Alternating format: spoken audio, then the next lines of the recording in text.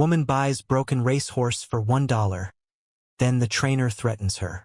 What happened next made everyone cry. The autumn air carried the mingled scents of hay, leather, and hearty stews as Anna Mitchell wandered through the bustling Saturday market in Somerset Valley. At 62, she had recently retired from teaching and moved to this quiet corner of rural England, seeking a simpler life after her husband's passing. The horse section of the market was typically a place she avoided, the noise and commotion often overwhelming. But today, something drew her there. Perhaps it was fate, or as she would later say, the whisper of an angel. That's when she saw him.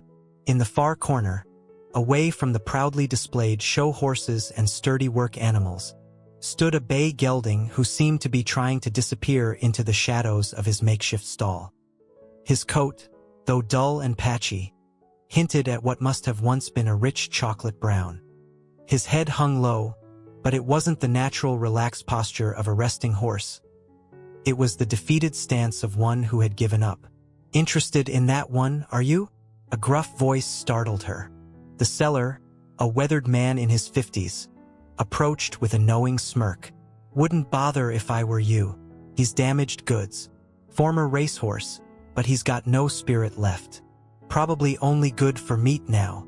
Anna felt her heart constrict at his callous words. Drawing closer to the stall, she noticed the scars, some old, some barely healed, crossing the horse's flanks. His ribs showed clearly beneath his hide, and his eyes. Those eyes held a story of betrayal that broke her heart.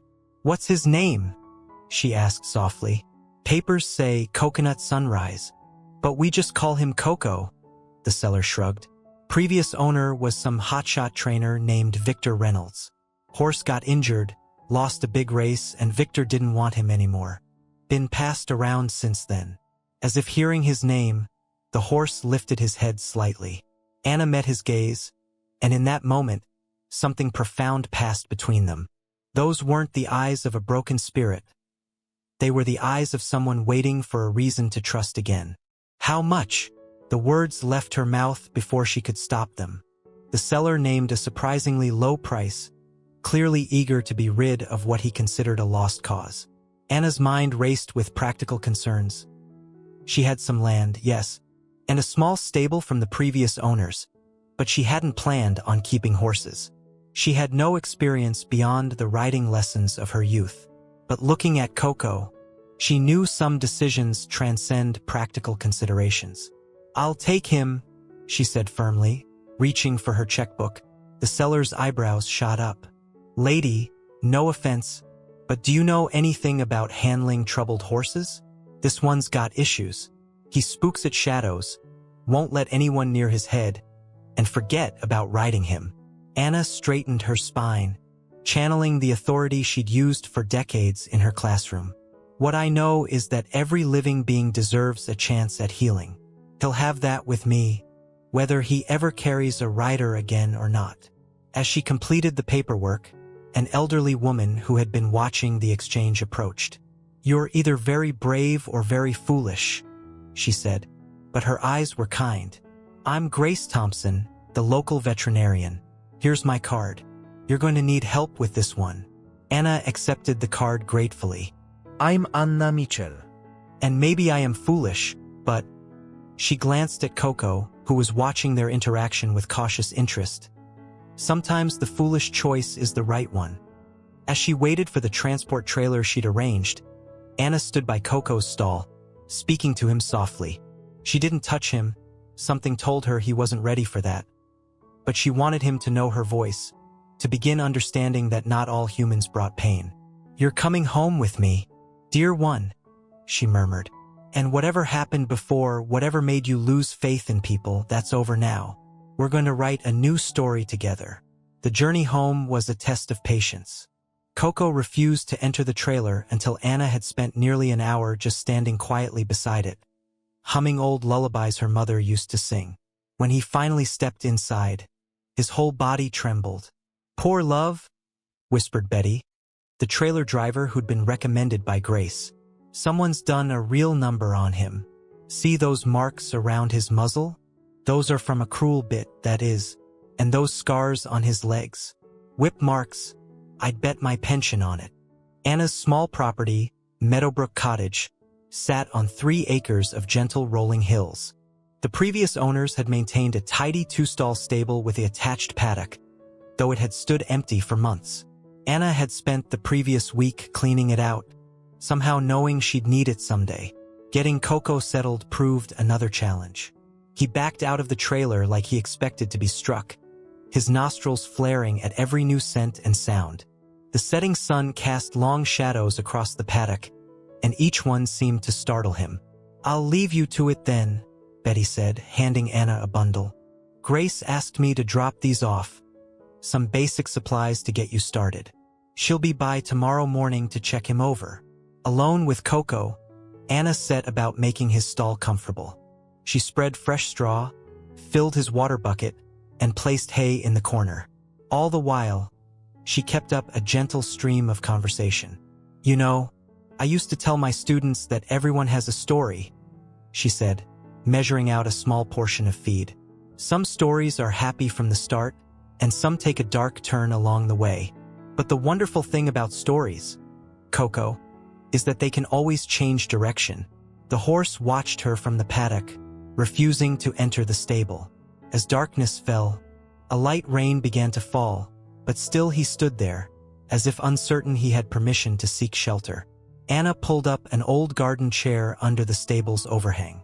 "I'll just sit here then, shall I? Keep you company until you're ready."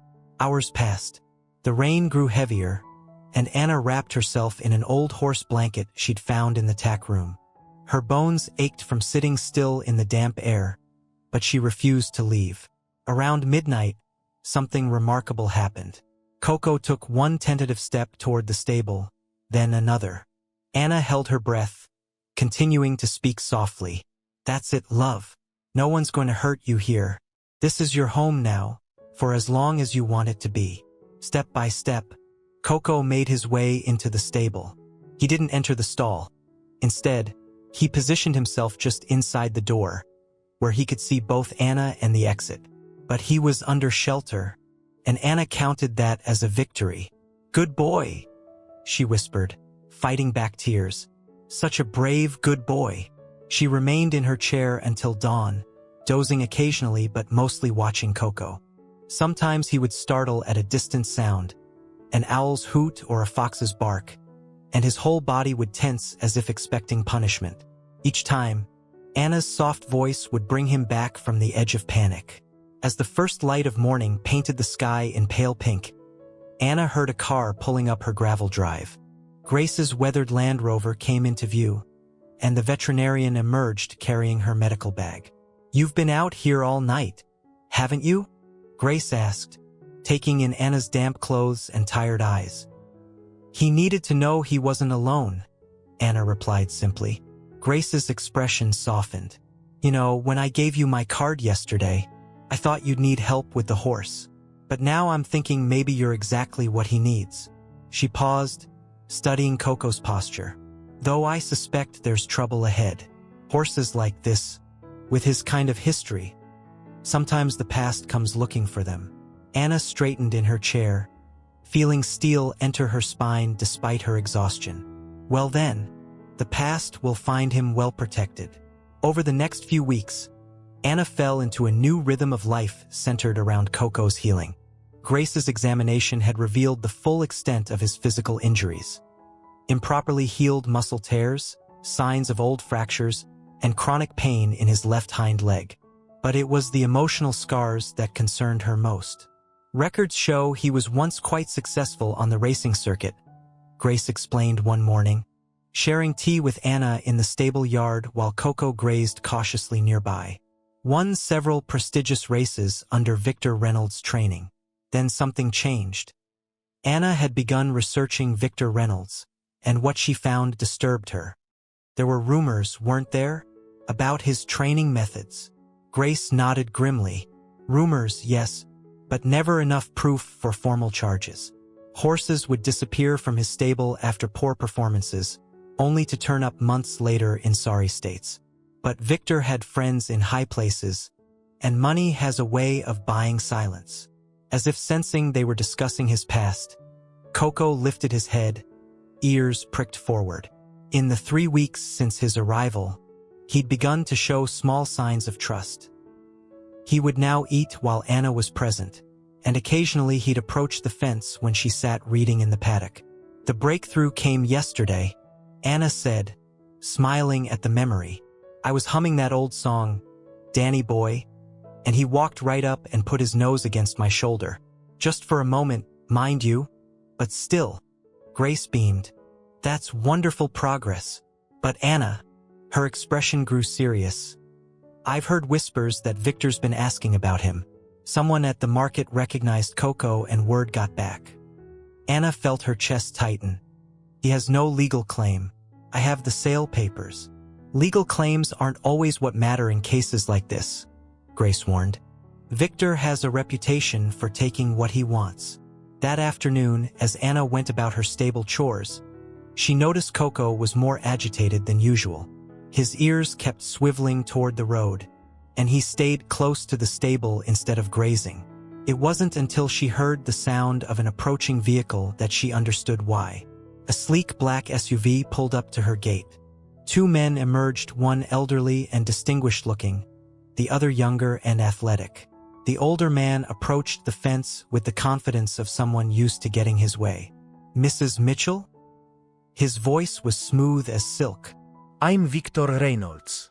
I understand you've acquired one of my former horses.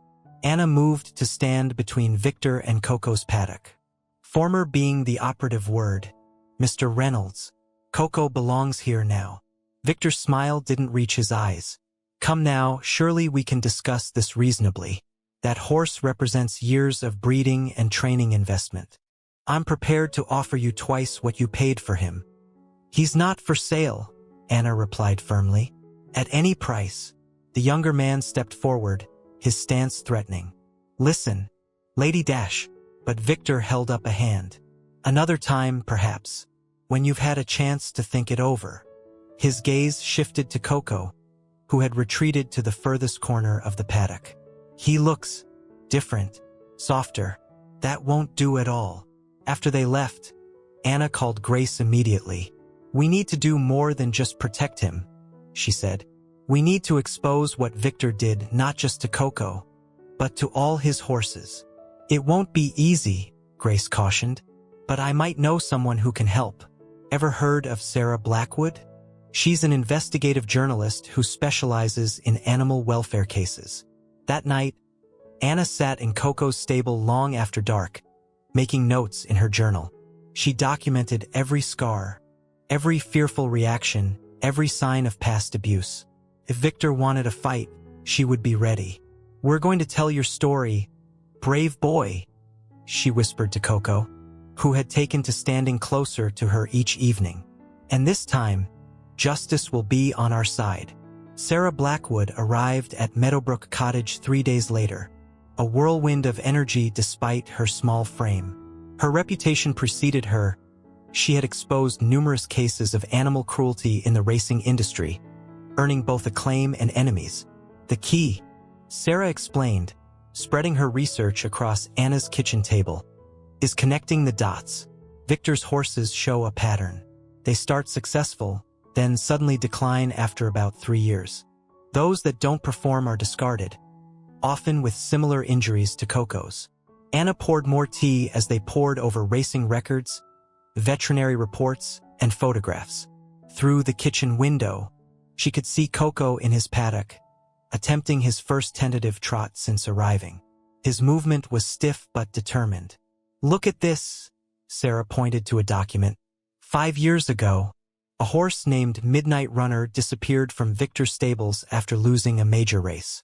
3 months later, he was found abandoned at a livestock auction, showing signs of severe abuse. But the investigation was dropped mysteriously. The same pattern as Coco, Anna murmured. But why hasn't anyone stopped him? Sarah's expression darkened. Money talks. Victor's connected to some of the biggest names in racing. Plus, he's clever, keeps changing veterinarians, moves horses between different properties. But, she smiled grimly, He's never faced someone like you before. Over the next few weeks, they built their case. Grace contributed detailed medical records documenting Coco's injuries. Former stable hands, protected by anonymity, began coming forward with testimonies about Victor's cruel training methods. Sarah's investigation uncovered financial records suggesting bribes to racing officials. Meanwhile, Coco continued his slow journey toward trust. One misty morning, as Anna sat reading in her usual spot by the paddock, something extraordinary happened. Coco approached and, for the first time, allowed her to touch his neck. The moment her hand made contact, they both trembled, him from lingering fear, her from profound emotion. "Oh, my brave boy," she whispered, tears sliding down her cheeks. "We're getting there, aren't we?" But Victor wasn't idle. Strange cars began driving past the property at odd hours. Anonymous phone calls threatened legal action. Then one morning, Anna found her paddock gate open. Though thankfully, Coco had chosen to stay near his stable. "He's trying to intimidate you," Sarah said when Anna called her. "But we're almost ready. We have enough evidence now to take this to the racing board and the police." That evening, as storm clouds gathered overhead, Anna received an unexpected visitor. It was one of Victor's former grooms, a young woman named Lucy. "I can't stay long," Lucy said, glancing nervously over her shoulder. "But there's something you need to know. The night before Coco's last race, I saw Victor inject him with something. The horse was fighting fit, but Victor needed him to lose, something about betting patterns. When Coco ran anyway and nearly won, Victor..." She choked up. "The beating was so bad. I quit the next day, but I've never forgiven myself for not speaking up." Lucy's testimony was the final piece they needed. Sarah prepared to publish her exposé, while Grace documented Lucy's statement for the authorities. But Victor had one last card to play. The next morning, Anna found a legal notice in her mailbox. Victor was suing for Coco's return, claiming the sale had been conducted fraudulently. "He's desperate," Sarah assured her over the phone. "He knows we're close to exposing everything. But Anna, be careful. Men like Victor are most dangerous when cornered." That night, as thunder rolled across the valley, Anna stayed in the stable with Coco. The storm seemed to mirror the turbulence ahead, but as she watched her beloved horse standing strong despite his fears, she felt her own resolve strengthen. "Tomorrow we fight back," she told him, running her hand along his now gleaming coat. "Tomorrow we make sure no horse suffers like you did ever again." The morning of the hearing dawned crisp and clear. The local courthouse, a Victorian building of red brick and dignity, seemed to loom larger than usual as Anna walked up its worn steps. Behind her, a small crowd had gathered: Grace, Sarah, Lucy, and to her surprise, several faces she recognized from the local horse community. "Word spreads fast in small towns," Grace explained, squeezing Anna's hand. "Everyone's tired of Victor's shadow over the racing world." Inside the courtroom, Victor sat with his expensive legal team, looking immaculate in a tailored suit. His confident smirk faltered slightly when Sarah began setting up her evidence presentation, thick folders of documentation spanning years of suspected abuse. The judge, a stern-faced woman named Helena Brockworth, called the court to order. Victor's lawyer spoke first, painting a picture of a respected trainer whose valuable property had been sold without proper authority. "My client has invested years and considerable resources in this animal," the lawyer argued smoothly. "The sale was conducted by a temporary caretaker who had no right to transfer ownership." But when it was their turn, Sarah's presentation changed everything. Photograph after photograph showed the progression of abuse in Victor's stable. Lucy's testimony, supported by dated photographs she'd secretly taken, detailed the systematic cruelty. Grace presented her veterinary assessment of Coco's injuries, matching them to specific abusive training practices. "Your Honor," Sarah concluded, "this isn't just about one horse. This is about a pattern of abuse that has gone unchecked for too long. Mrs. Mitchell didn't just buy a horse. She saved him from a system that failed to protect him." During a brief recess, Anna stepped outside for air. To her amazement, more people had gathered: former jockeys, stable hands, local farmers. Some held signs supporting Coco's cause. A local news crew had arrived. Back inside, Judge Brockworth's expression had grown increasingly severe as she reviewed the evidence. When Victor was called to testify, his usual polish cracked under her direct questioning. "Mr. Reynolds," she asked, "can you explain these betting records showing substantial wagers against your own horse on the day of his final race?" Victor's face reddened. That's not relevant to the ownership dispute." "On the contrary," the judge replied, "it speaks directly to your character and your treatment of these animals." The final blow came when the prosecution presented evidence of similar patterns with other horses from Victor's stable. The judge's decision was unequivocal. "Not only do I find in favor of Mrs. Mitchell retaining ownership of the horse known as Coconut Sunrise," Judge Brockworth declared, "but I am referring this substantial evidence of animal cruelty and race fixing to the proper authorities for criminal investigation." Victor stormed out of the courthouse, followed by a barrage of questions from waiting reporters. But Anna barely noticed. Her thoughts were already with Coco, waiting in his peaceful paddock at home. That evening, as the sun set over Meadowbrook Cottage, Anna sat in her usual spot by the paddock. Coco stood beside her, his head lowered to her shoulder in what had become their evening ritual. His eyes, once dull with fear, now held a gentle wisdom. "We did it, boy," she whispered, stroking his neck.